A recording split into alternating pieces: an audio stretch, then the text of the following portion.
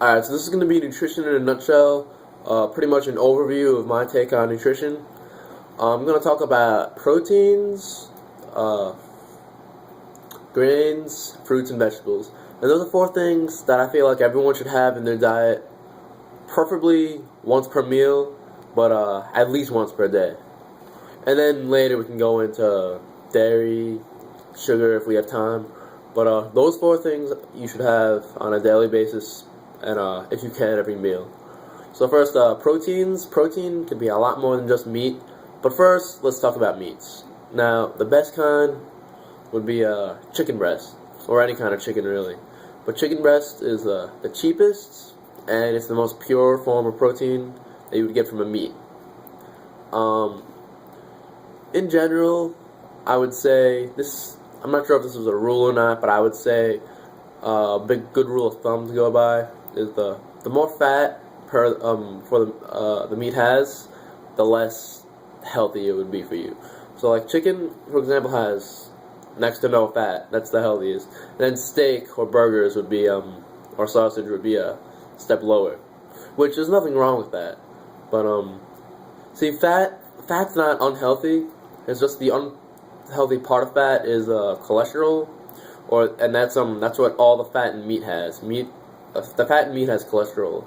Now later we're going to talk about plant fats, which are actually very good for you, but those don't have cholesterol in it. So that's what's bad about the fat in meats. Eggs. That's something I feel like everyone should have 1 or 2 eggs for breakfast, which everyone should have 1 or 2 eggs for breakfast. I feel a good way, nice, quick, easy way to do that would be hard-boiled eggs. Now, there's a controversy over whether the yolk is good for you or not, or whether eggs in general are good for you because cholesterol. Now, I'm not going to use big words in this video, and for 2 reasons. One, so you guys actually know what I'm talking about, and 2, which the more important reason, so I don't confuse myself, because I don't even know big words. I'm sure I knew them at one point, but I dumb things down, so it makes sense to me, it makes sense to you, makes everyone happy.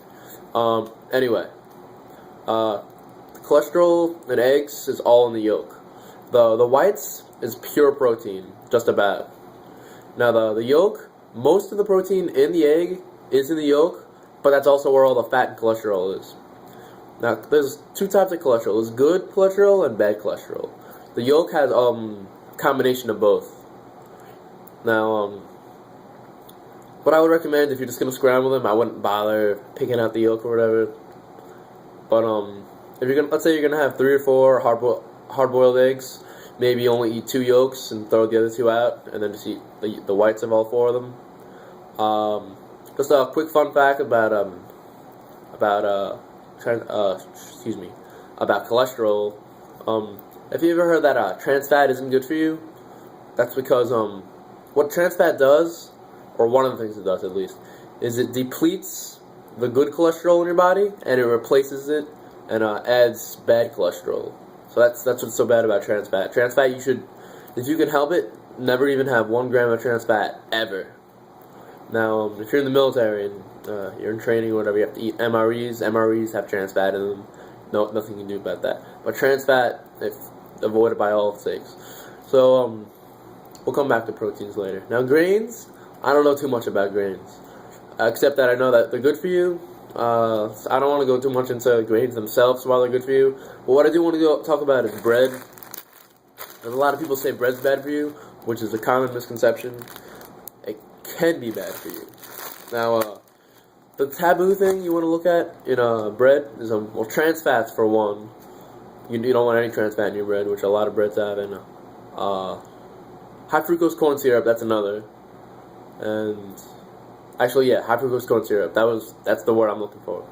I don't think too many breads are gonna have trans fat modern day because everyone's into health and shit. A lot of things in the world don't have trans fat. But there are a lot of things that still do, and maybe I'll talk about more trans fats in another video. But high fructose corn syrup, that's a big thing that a lot of breads still have these days. Now, a couple years ago, when I was looking through stores, I see that most breads actually didn't have high fructose corn syrup, but like the last month or two, I've been seeing you actually do have to search, because even the bread that makes it, the bread that looks like they cooked it in the store might still have high fructose corn syrup in it, and just be cautious for that. So usually they have it'll say it somewhere, no high fructose corn syrup. That's an important thing that people look for, or you can just read it in the ingredients. Another thing to look out for, I mean, I only got 2 slices left, so I can't really show you, but like, weigh the bread. Like, you want to feel it really, really dense. That's how you can tell it's a good bread.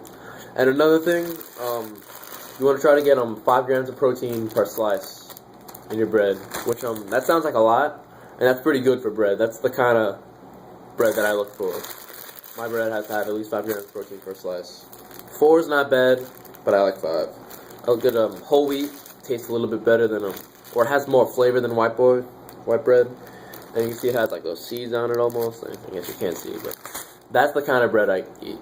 And the other grains I have is organic, preferably non-instant oatmeal. Now, one more thing I'm going to say about bread. I said bread has 5 grams of protein each. Now, if you're not sure where you can get protein from and you're a vegetarian, a sandwich has 2 slices of bread, and that's 10 grams right there without putting anything on it. If you put cheese, you can easily get 25 grams of protein from a sandwich. Small sandwich too. So anyway, fruits and veggies.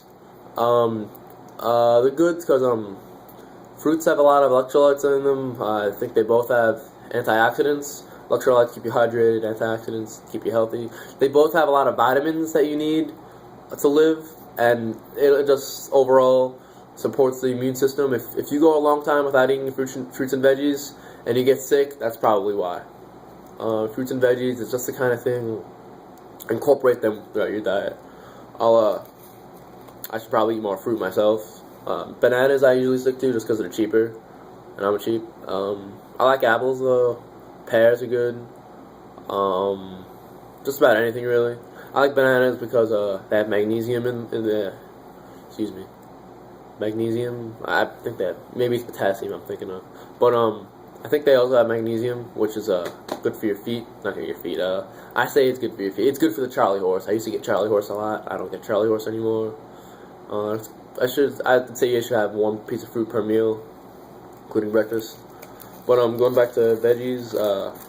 This is I just made 4 of these sandwiches. It's just cold cuts, cheese, and some veggies. And that, I usually have this plus a peanut butter and jelly sandwich, and that's my lunch. I should probably also add a banana. That would be a good lunch. Yeah, those are good. These are sugar snap peas, by the way. They're really good for you as well. Doesn't even taste, like, I'm eating that right now. I'm like, whoa, there's no way that's healthy. But they are. I want to look for as much color as possible. One more thing I want to say about veggies. Let me swallow.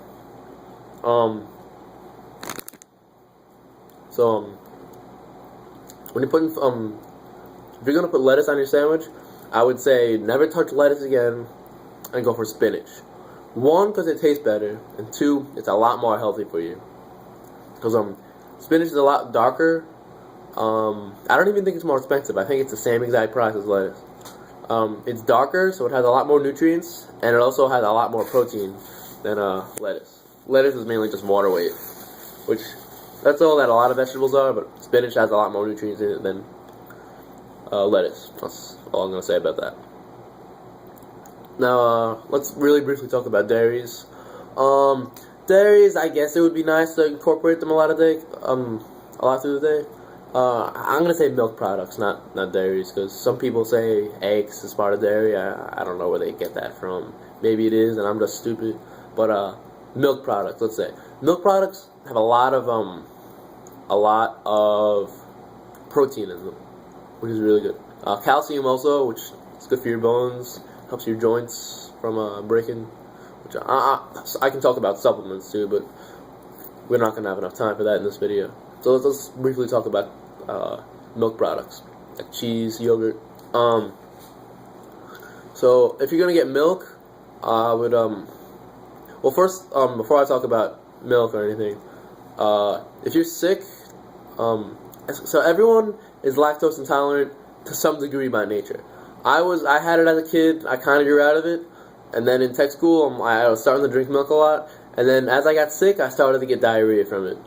So I did some research about this. When you're sick, when your immune system,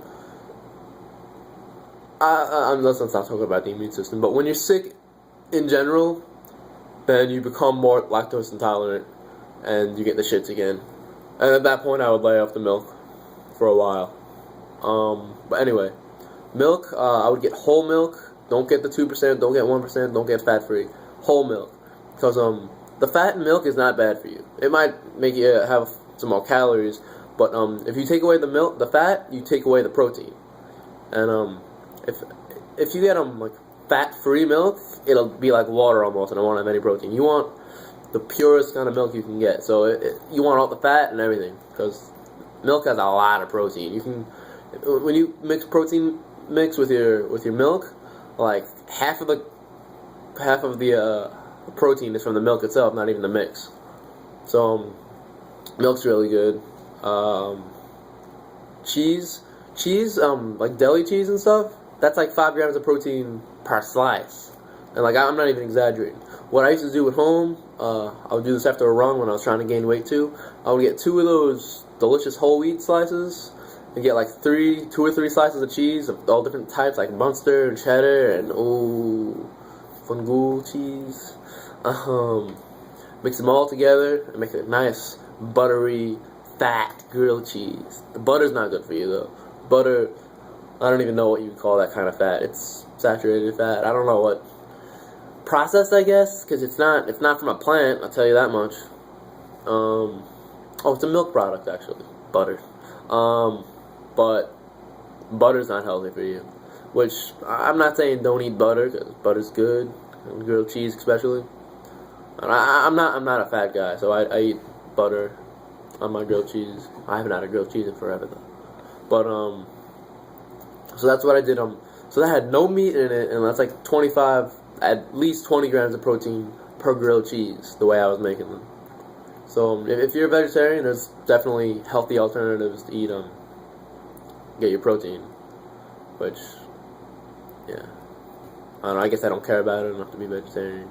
I love animals so much. They just taste so good. No, but seriously, that's the gist of what I want to talk about. This video is pretty long. I also wanted to talk about sugars, difference between sugars, fake sugars, yogurt. Oh, yogurt, we should talk about. Alright, anyway, I'm gonna end it here. It's 13 minutes. Now, this is just a really rough video, I know, but these are the kind of videos that I want to start to get good at making, and these are the videos that I spoke about in my last blog that I want to start making on my on another account, like health and wellness videos. Like, let me know what you think.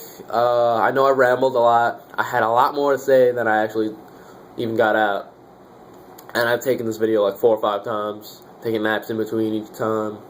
I'm gonna stop soon. But let me know what you think of this video, because I definitely want to make more. And yeah, post a comment what you think. Have a good day.